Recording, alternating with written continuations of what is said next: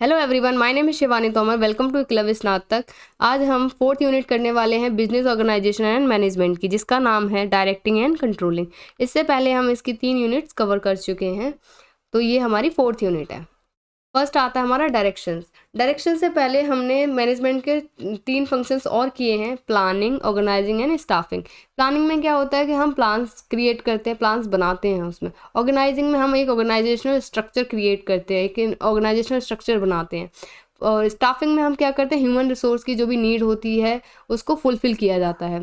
तो डायरेक्शन सबसे important management का रोल हो जाता है, क्योंकि इससे पहले जो भी हमने काम किया वो एक जैसे प्लान बनाया, ऑर्गेनाइजेशन सेटअप किया, उसकी स्टाफिंग करी, तो ये क्या है, अभी काम यहाँ पे शुरू नहीं हुआ, यहाँ पे सिर्फ बाकी के स्टेप्स फॉलो किए गए। डायरेक्शन में क्या होता है, जो भी हमने प्लान्स बनाए हैं उनको एग्जीक्यूट किया जाता है। यहाँ पे जो भी हमने प्लान्स बनाए हैं उनको एक्शन में कन्वर्ट किया जाता है।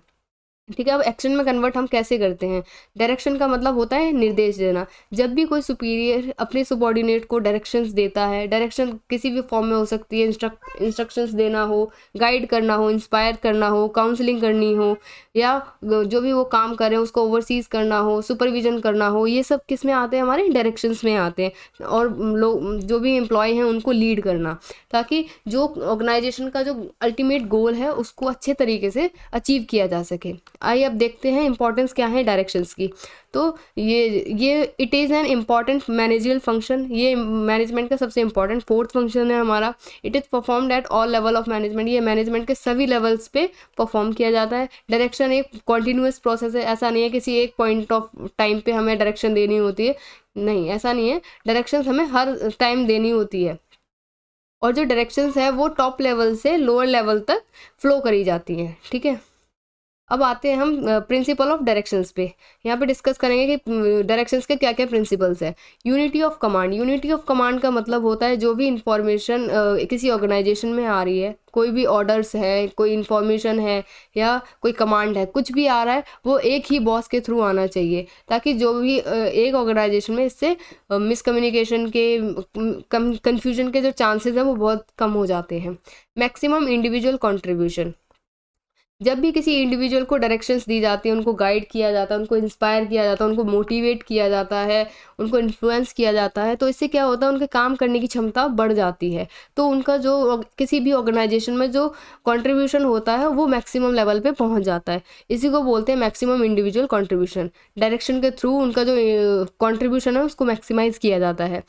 थर्ड पे आता है हमारा प्रिंसिपल ऑफ मैनेजरियल कम्युनिकेशन, कि जो भी टॉप लेवल से जो भी इंफॉर्मेशन लोअर लेवल तक या पूरी ऑर्गेनाइजेशन में जो इंफॉर्मेशन, जो भी ऑर्डर्स आ रहे हैं, उनको उसी सेंस में समझना जिस सेंस में वो ऑर्डर आया है। ठीक है, ये होता है principle of management communication. Fourth पे आता है हमारा principle of using informal organisation. हर ऑर्गेनाइजेशन में इनफॉर्मल ऑर्गेनाइजेशंस होती हैं, उनकी पहचान करना, उनके बीच में एक ऐसी इजी कम्युनिकेशन को सेटअप करना, ताकि जो भी स्ट्रक्चर है, जो भी चीज़ें हैं, उसको इजीली फ्लो करा जा सके, इजीली समझा जा सके। फिफ्थ पे आता है हमारा इफेक्टिव लीडरशिप।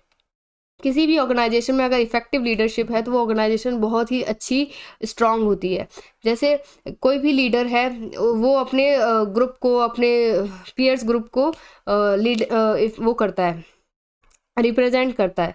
तो लीडर क्या करता है, इन्फ्लुएंस करता है, लोगों को मोटिवेट करता है, गाइडेंस प्रोवाइड कराता है। तो अगर लीडर अच्छा होगा तो ऑर्गेनाइजेशनल में सारी चीज़ें भी अच्छी होंगी।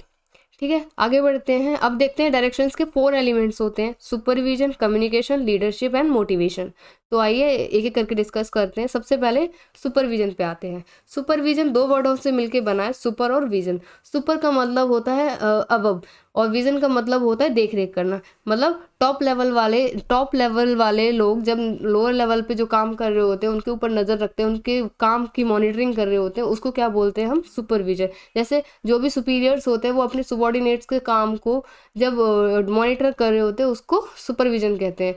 और सुपरविजन में क्या क्या होता है, जैसे गाइडिंग प्रोवाइड कराई जाती है, इंस्ट्रक्ट किया जाता है, इंस्पायर किया जाता है। ऐसा नहीं है कि सिर्फ उनके काम की ही देखरेख करी जाती है, सारी चीज़ें होती हैं इसमें। उनको लीड किया जाता है, और मतलब जो भी कमांड या जिस भी चीज़ की उनको ज़रूरत होती है मोटिवेट भी किया जाता है। ये सब क्या है, सुपरविजन है। अगर हम डेफिनेशन के थ्रू देखें तो supervision refers to guiding, commanding and regulating the efforts of subordinates towards the goals. It involve direct personal contact with subordinates. Supervision is essential for the execution of plan. तो जो भी organisation का जो भी plan है उसको execute किया जाता है सुपरविजन के थ्रू। ठीक है, जो भी हमारे प्लान्स हैं जो भी हैं उनको एक्शन में कन्वर्ट किया जाता है सुपरविजन के थ्रू। अब देखते हैं क्या क्या फंक्शन है सुपरविजन के। To issue orders and instructions and explain management plans, कि जो भी ऑर्डर्स हैं, इंस्ट्रक्शंस हैं, उनको इशू करना ऑर्गेनाइजेशन में, और या मैनेजमेंट के द्वारा जो भी प्लान्स बनाए गए हैं उनको पूरी ऑर्गेनाइजेशन में एक्सप्लेन करना, सारे एम्प्लॉयज़ को प्लान्स के बारे में समझाना। ये क्या फंक्शन है सुपरविजन का। सेकंड आता है to establish method and procedures and enforce rules and regulations. जो भी न्यू मेथड्स और प्रोसीजर्स बनाए गए हैं उनको ऑर्गेनाइजेशन में इस्टेब्लिश करना और रूल्स एंड रेगुलेशंस को इन्फोर्स करना किसी भी ऑर्गेनाइजेशन में। To maintain discipline and corporation, supervision का सबसे इंपॉर्टेंट काम होता है कि किसी भी ऑर्गेनाइजेशन में डिसिप्लिन एंड कॉर्पोरेशन को मेंटेन करके रखना। अगर डिसिप्लिन एंड कॉर्पोरेशन मेंटेन होगा किसी भी ऑर्गेनाइजेशन में तो वो ऑर्गेनाइजेशन बहुत ज़्यादा स्ट्रांग होगी और काफ़ी अच्छा प्रॉफिट भी अर्न करेगी और काफ़ी लॉन्ग टर्म में वो कंपनी या ऑर्गेनाइजेशन रन करेगी। फोर्थ पे आता है हमारा to supply data on current operations to management. जो भी मैनेजमेंट के करंट ऑपरेशंस चल रहे होते हैं उनकी डाटा की सप्लाई प्रोवाइड कराना सुपरविजन का काम होता है। To supply tools, materials etcetera workers, क्योंकि सुपरविजन का काम क्या होता है, देख रेख करना। जब सुपरविजन किया जाता है तो जो भी कमियां होती हैं वो भी सामने आ जाती हैं, तो जो भी वर्कर्स को नीड होती है किसी भी चीज़ की वो भी उनको प्रोवाइड कराई जाती है। ये सारे फंक्शंस हैं हमारे सुपरविजन के। अब हम आते हैं कम्युनिकेशन पे। कम्युनिकेशन क्या है, एक टू वे प्रोसेस है। जब भी हम किसी व्यक्ति के साथ अपनी इन्फॉर्मेशन, अपने थॉट्स, अपने विचारों का आदान प्रदान करते हैं तो उसको क्या बोलते हैं हम, कम्युनिकेशन। किसी भी ऑर्गेनाइजेशन में अगर इफेक्टिव कम्युनिकेशन होगा, इजी कम्युनिकेशन होगा तो वो ऑर्गेनाइजेशन लंबे समय तक काम करती रहेगी और उस ऑर्गेनाइजेशन में मिसकम्युनिकेशन के चांसेस भी बहुत कम हो जाएंगे। तो अगर इसकी डेफिनेशन देखें तो communication is the sum total of all things one person does to create understanding in the mind of another. मतलब दूसरे कम्युनिकेशन का मतलब है जो भी आपके विचार हैं उनको आदान प्रदान करना दूसरे एक या एक से अधिक व्यक्तियों को, उसको कम्युनिकेशन कहते हैं। It involve interchange of information thoughts to create mutual understanding, ताकि जो भी उस इंफॉर्मेशन से रिलेटेड, जो भी इंफॉर्मेशन है उससे रिलेटेड म्यूचुअल अंडरस्टैंडिंग क्रिएट की जा सके। It involves a continuous process of telling, listening and understanding. ये एक कॉन्टिन्यूस प्रोसेस है कम्युनिकेशन का। अब देखते हैं फंक्शंस क्या हैं कम्युनिकेशंस के। Communication involves exchange of facts and thoughts from one two another person. मतलब जो भी आपके विचार है एक पर्सन से दूसरे पर्सन को जब हम इंटरचेंज करते हैं उसको क्या बोलते हैं, कम्युनिकेशन। कम्युनिकेशन एक टू वे प्रोसेस है। It is a continuous process. Communication ऐसा तो है नहीं किसी एक लेवल पे ही किया जाता है, ये सारे लेवल्स पे किया जाता है। बिना कम्युनिकेशन के कुछ भी पॉसिबल नहीं है, ठीक है। और perform at all level of management, हर जगह ही कम्युनिकेशन किया जाता है। It aims at creating mutual understanding. जहाँ पे इजी कम्युनिकेशन होगा, इफेक्टिव कम्युनिकेशन होगा, वहाँ पे जो भी अंडरस्टैंडिंग है वो अच्छी तरीके से बन पाएगी और जो भी ऑर्गेनाइजेशन का जो एम है उसको म्यूचुअल अंडरस्टैंड किया जाएगा सबके द्वारा और उस पर वर्क ऑन करा जाएगा आगे कि उसके ऊपर काम कैसे करना है, ठीक है। और मोटिवेशन मिलता है उनसे लोगों को।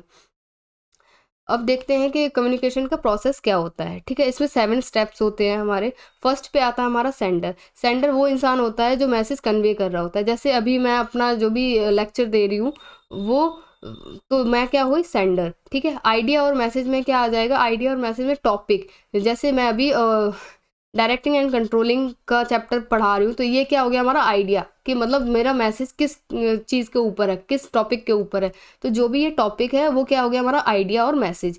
इनकोडिंग का मतलब हो गया कि जो भी मैं मेरे जो माइंड में जो भी थॉट्स हैं, जो भी इंफॉर्मेशन है उसको मैं कैसे इनकोड कर रही हूँ। सपोज जैसे मैंने ये पीपीटी बनाई है, मैंने रिटर्न फॉर्मेट में बनाई है, ठीक है, वर्ड्स में बनाई है, तो ये क्या है, इनकोडिंग कर रही हूँ मैं अपनी इन्फॉर्मेशन को वर्ड्स में। अगर मैं यहाँ पे सिम्बल्स वगैरह यूज़ कर लेती या कोई पिक्चर्स वगैरह यूज़ कर लेती तो ये भी क्या है, एक इनकोडिंग के फॉर्मेट्स हैं। फोर्थ पे आते हैं हम चैनल।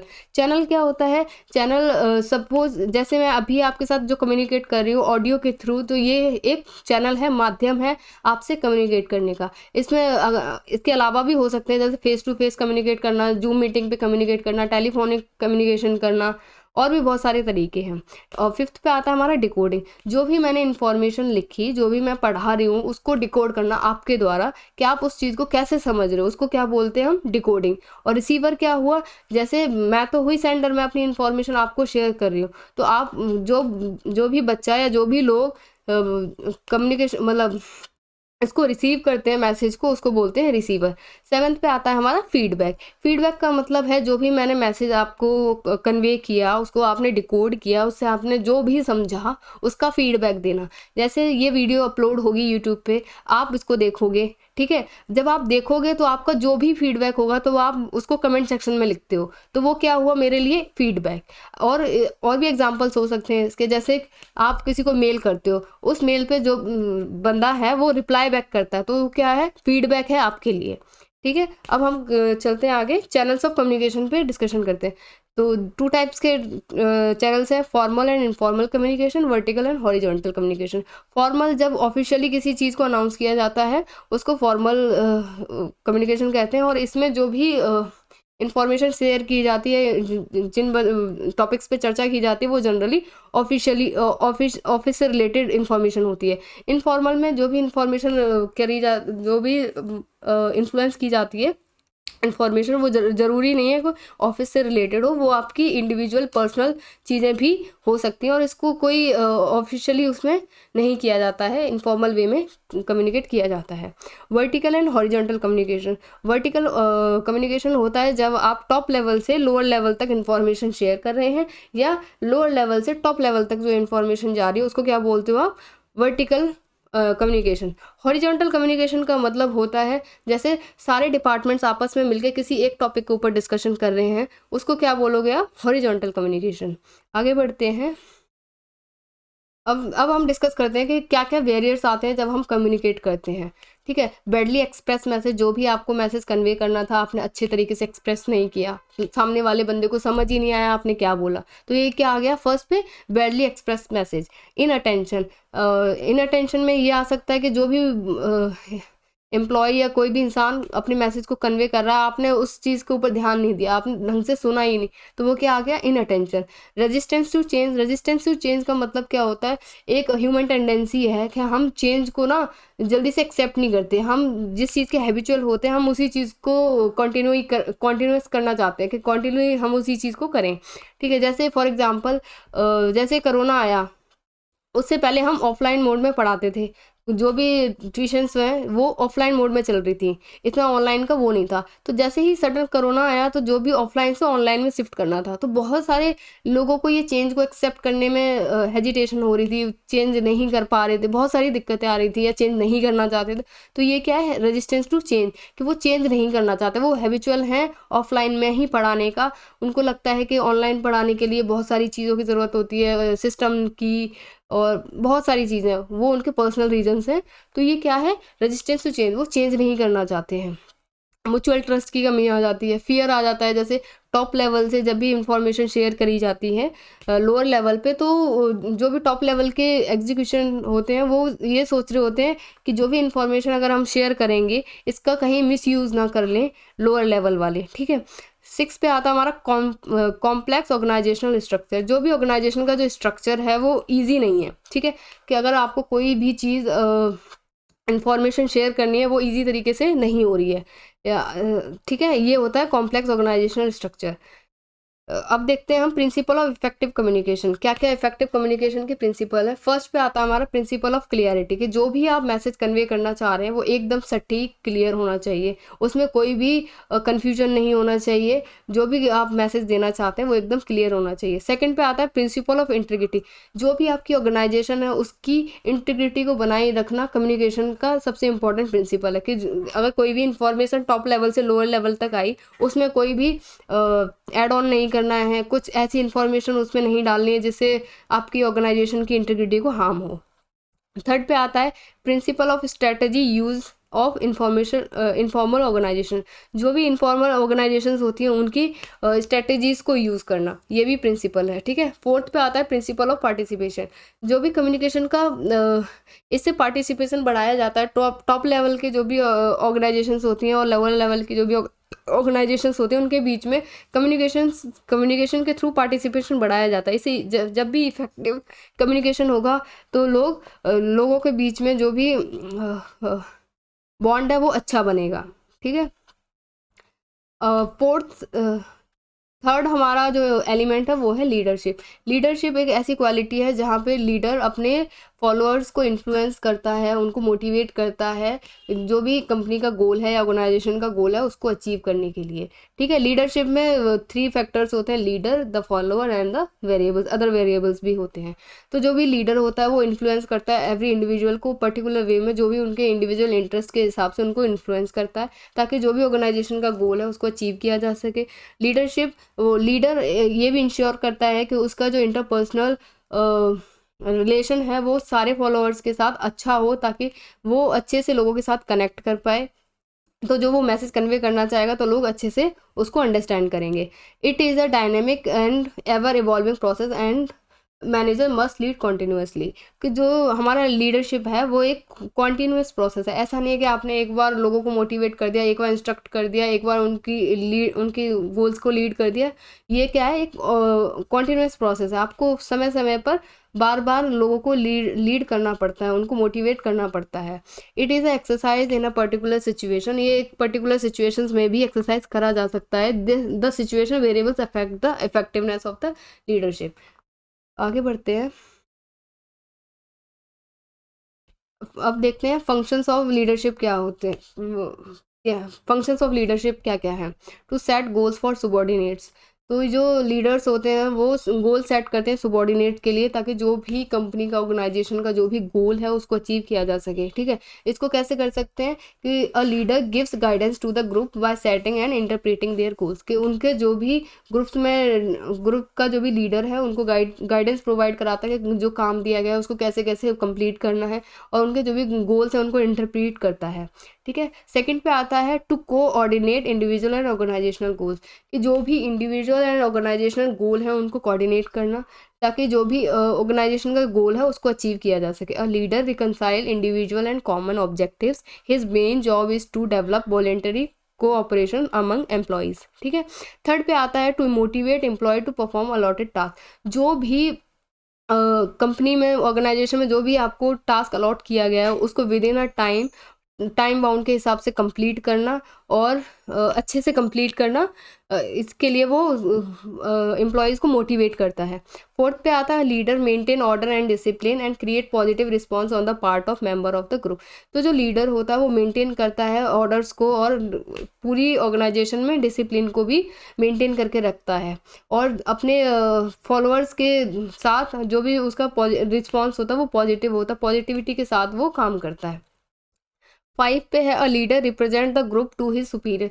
तो जो लीडर होता है वो अपने एक ग्रुप को, इंडिविजुअल ग्रुप को या किसी भी कम्युनिटी को रिप्रेजेंट कर रहा होता है। तो ये सारे फंक्शंस हमारे लीडरशिप के।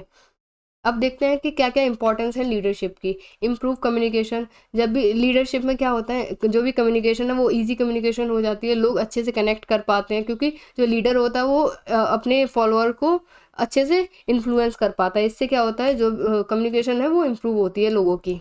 Create a better work environment. जो भी वर्क इन्वायरमेंट है उसको बेटर इन्वायरमेंट बनाता है ताकि जो काम लोग कर रहे हैं वो उसको अच्छे इंटरेस्ट के साथ करें, मोटिवेशन के साथ करें। ठीक है, इम्प्रूव प्रोडक्टिविटी। जो भी काम की प्रोडक्टिविटी है उसको इंक्रीज़ किया जाता है, एफिशिएंसी भी इंक्रीज़ होती है, मिस्टेक होने के चांसेस भी बहुत कम हो जाते हैं क्योंकि जब लीडर लीड कर रहा होता है तो वो कमियां भी बताता है कि ये कमी ऐसे है वो है, तो वो उसके ऊपर काम करना स्टार्ट करते हैं, तो जो कमियां होनी होती हैं वो कम हो जाती हैं। और लीडर क्या करते हैं, अपने एम्प्लॉयज़ को कॉन्टिन्यूसली मोटिवेट करते रहते हैं और इंस्पायर करते हैं हार्ड वर्क करने के लिए। ठीक है, ये सारी इंपॉर्टेंस है लीडरशिप की। अब आते हैं, हमारा फोर्थ एलिमेंट है मोटिवेशन। मोटिवेशन का मतलब है अपने एम्प्लॉयज़ को उत्तेजित करना काम को अच्छे से करने के लिए ताकि जो भी ऑर्गेनाइजेशन का जो गोल है उसको अचीव किया जा सके। ठीक है, motivation is derived from the word motive which denote a person needs, desire, wants और अर्जेस। जो भी मतलब लोगों की नीड्स, डिज़ायर, वांट्स और अर्जेस हैं उनको जो भी उनका मोटिव है उसको कंप्लीट किया जा सके मोटिवेशन के थ्रू, उनको मोटिवेट किया जा सके। It is the process of motivating individual to act in order to achieve a goal. जो भी ऑर्गेनाइजेशन का गोल है उसको अचीव करने के लिए एम्प्लॉयज़ को मोटिवेट किया जाता है। The psychological elements fooling people behaviour in the contest of job goals might include a desire for money. जो भी मनी के लिए या अपने इंडिविजुअल गोल्स को अचीव करने के लिए मोटिवेशन बहुत ज़्यादा इंपॉर्टेंट होता है। अब देखते हैं कि नीड्स फॉर मोटिवेशन क्या क्या है, क्योंकि अगर नीड्स फॉर मोटिवेशन से हमारी जो भी वे ऑफ थिंकिंग है, फीलिंग है, बिहेविंग है, हम जिस तरीके से रिएक्ट करते हैं वो सारी चीज़ें भी चेंज होती हैं। और जो हमारी पर्सनल ग्रोथ है वो भी पर्सनल ग्रोथ भी होती है। हमारी जो भी हमारे पर्पस होते हैं वो क्लियर हो जाते हैं कि हमें लाइफ में करना क्या है या हमारी ऑर्गेनाइजेशन का क्या गोल है उसको ध्यान में रखा जाता है। और जो भी आउटकम होते हैं उसको भी इंक्रीज़ किया जाता है। और जो हमारी परफॉर्मेंस है वो भी इम्प्रूव्ड होती है, जो भी इनहेंस वेलबींग भी होती है। तो ये सारी चीज़ें क्या है, इसलिए हमारा जो मोटिवेशन है वो इम्पोर्टेंट है। Thank you.